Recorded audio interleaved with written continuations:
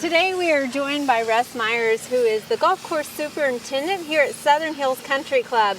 And Russ, we're here on the championship course, which is actually closed to the membership right now. You've got a lot going on. Can you tell us a little bit about your renovations? I'll try. We closed the golf course, gosh, I'm going to lose track of the dates already, but August 1st, and we'll reopen somewhere tentatively around June 1st, and we're going through a full restoration, we call it a kind of a spiritual restoration of the golf course that includes rebuilding greens, redoing bunkers, all new tee boxes, whole new irrigation system, and there's a number of other things going on as well, including the installation of a heating and cooling system under the greens, facility changes, whether that be the main entrance to the club or moving we call it the cart barn, where we store golf clubs and carts underground. There's a number of different things going on. You got a lot of activity. Yeah. And so when you talk about rejuvenating the spirit of the course here, can you tell us a little bit more? Are you going back to the authentic architecture plans, or? Yeah, that's it right there. When I say a spiritual restoration, there's kind of many ways to look at this. To truly restore a golf course, you would take the original images, the original drawings, whatever you've got of the architect, in our case Perry Maxwell, and you would try to recreate that perfectly. For a variety of reasons, we're not going to do that to a true perfect restoration. We're going to take the spirit of what Maxwell did. We don't have as good of architectural history of what each hole looked like as some other places might.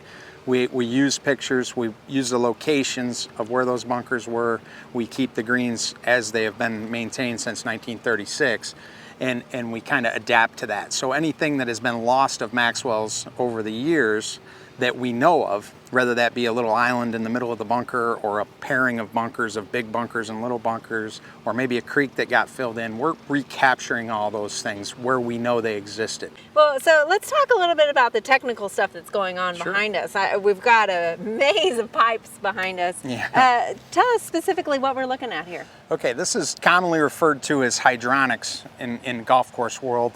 It's the exact same philosophy is radiant heating and cooling of your floors in your home. Okay. So what we've got here is we've got 3/4 inch tubing on 9-inch spacing winding through the subgrade of the green. So here you see a gravel blanket for drainage, the tubing, and then on top of that you'll get 12 inches of sand and peat mix combination.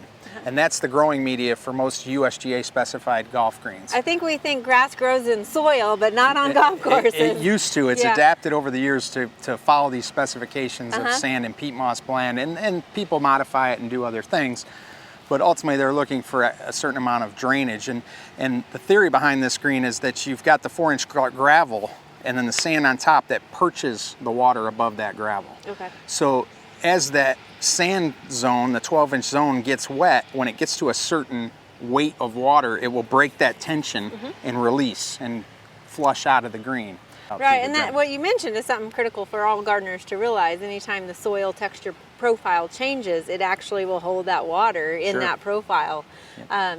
So basically you can heat and cool your greens with this? That's correct. In the summer months, I always give an example of July and August are the hardest months for us to grow cool season grasses like creeping bentgrass, which is our preferred grass on our greens.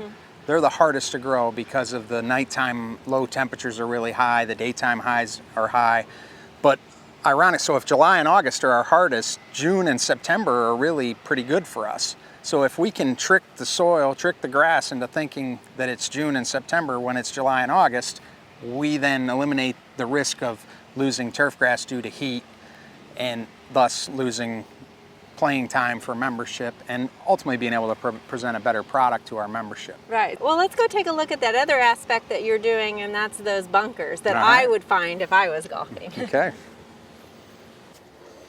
So Russ, to the layperson, a sand pit is a sand pit, but we've got gravel going in first. Can you tell us what we're doing in here? Okay. Well, from a process standpoint, what you've got is the base shaping gets done by the architect. The contractor comes in, cleans up the floors to make sure that the water's all going to move to the internal drain pipes that you see around us. All that drainage then gets carried to the creeks. Then the evolution in what we call bunker liners in golf. They used to be fabrics, and now they've gone to these porous materials where what you see here is 2 inches of stone, pre-approved stone, that will bridge to the bunker sand on top of it.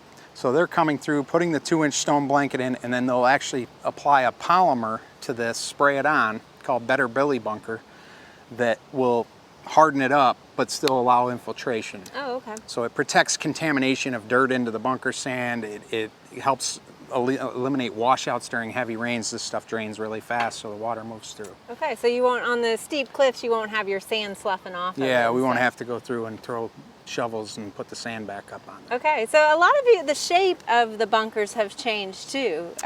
Can you tell us? They have. So we're trying to recapture again the spirit of Maxwell, which was more movement in the lips, more varying heights on the edges as you see around us, the number of stacks of sod to give some areas of the lip more thickness than others, creating shadows that look different and a more natural appearance to the bunker. And I think that's interesting. They're using layers of sod to actually build up the edges. It's a building block basically. Yeah, it provides good structure to it, but more it's our architect Gil Hance. It's really a staple of his operation. They've built what many regard as the best bunkers in the game of golf throughout the country, and this is a characteristic they've incorporated into them. He calls it the third dimension, where instead of just looking at the depth and the width of the bunker, you create this almost muscle to the edges, where you don't have a continuous 2-inch line that we're edging. You have ups and downs, and the shadowing is longer and shorter, and it just sets into the landscape a lot. Well, it looks beautiful out here, and hopefully we can come back and visit you when it's all done. Love to have you. It's always great. Thank you, Russ. We hope you enjoyed this video. It's part of our Oklahoma Gardening YouTube channel.